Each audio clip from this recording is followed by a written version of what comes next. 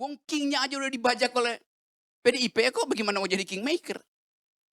Sama halnya dengan PDIP, mau jadi kingmaker terhadap Ganjar. Lo kingmaker itu dia rampok dari tempat Jokowi, bukan dia asuh dari bawah. Menarik ya. Kenapa menarik? Karena semuanya salah. Semuanya salah. Lalu ada satu orang Rocky Gerung yang memonopoli semua kebenaran. Bagi saya ini problem besar juga. Bahwa dia sebagai rakyat boleh mencurigai pemerintah, bisa mencurigai partai, tapi kemudian dia berjalan terus lebih jauh mencurigai lembaga survei, mencurigai pertemuan.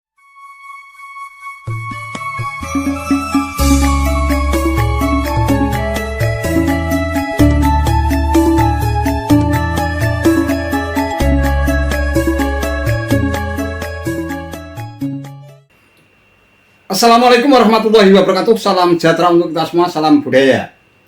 Sahabat-sahabat tercinta sebangsa dan setanah air yang sangat saya hormati, di acara Indonesia Lawyers Club atau ILC yang diasuh oleh Datuk Karni Ilyas dalam sebuah diskusi bertajuk Koalisi Semakin Membingungkan, Siapa Sebenarnya Kingmaker? Rocky Gerung sempat berdebat panas dengan politisi PDIP Adian Napitupulu yang juga aktivis 98. Hal itu dipicu oleh pernyataan Rocky Gerung yang mencurigai adanya percaloan politik di istana ketika Jokowi mengundang 6 ketua umum parpol termasuk ketua umum PDIP Megawati Soekarno Putri untuk hadir di istana. Menurut Rocky, Jokowi yang sudah sampai pada ujung kekuasaannya sebagai petugas partai dianggap tidak etis ketika mengundang Megawati sebagai ketua umum PDIP yang memberikan mandat kepada Jokowi. Lantas diajak bersama untuk membicarakan soal capres-cawapres setelah Ganjar resmi diusung oleh PDIP. Nah, dengan narasi yang terkesan kasar, koalisi parpol pendukung pemerintahan Jokowi itu dianggap sebagai komplotan yang tidak lagi menggunakan etika politik. Karuan saja pernyataan Rocky Gerung semacam itu sontak dibantah oleh Adian Napitupulu yang dianggap sebagai sosok yang suka memonopoli kebenaran. Problemnya, semua yang disampaikan Rocky Gerung itu salah karena selalu mencurigai soal koalisi parpol, padahal Rocky Gerung sendiri bukan seorang kader parpol atau politisi. Coba kita lihat bagaimana palsunya watak pemimpin kita tuh. Kemarin Ibu Mega datang karena diundang oleh Jokowi. Sebelumnya Ibu Mega katakan, Pak Jokowi Anda selesai, Anda petugas partai, ada pengganti Anda, petugas partai baru namanya Ganjar. Sekarang Ibu Mega dipanggil oleh petugas partai. Di mana hierarki etisnya itu kan? Kan Jokowi sebagai petugas partai memanggil ketua umumnya untuk datang ngobrol dengan komplotan. Yang kita sebut koalisi itu. Dari segi itu, etik itu udah nggak ada. Jadi kalau kita ucapkan dengan cara yang lebih jujur, apa yang terjadi hari ini? Tukar tambah kuantitatif. Bukan prosedur kualitatif untuk menghasilkan demokrasi itu.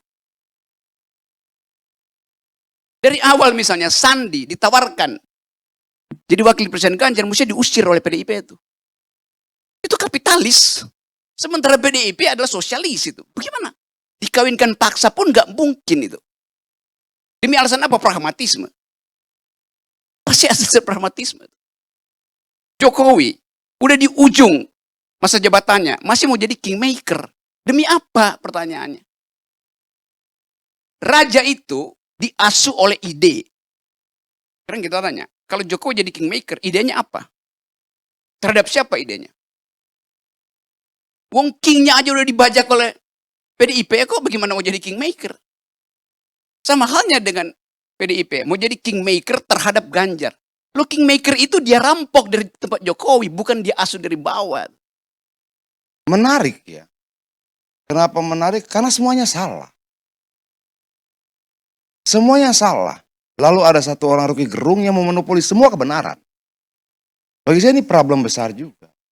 bahwa dia sebagai rakyat boleh mencurigai pemerintah, bisa mencurigai partai, tapi kemudian dia berjalan terus lebih jauh mencurigai lembaga survei, mencurigai pertemuan dan sebagainya. Sementara di sisi yang lain ada partai yang saling curiga juga. Jadi ini forum apa? Forum curiga mencurigai. Jadi ketika kemudian mereka tidak berpolitik partai, juga memiliki kecurigaan terhadap partai, terhadap segala sesuatu, bahkan terhadap standarisasi metode ilmiah survei pun dicurigai. Menurut saya, memang negara ini harus diperbaiki. Dan saya pikir Ganjar jawabannya.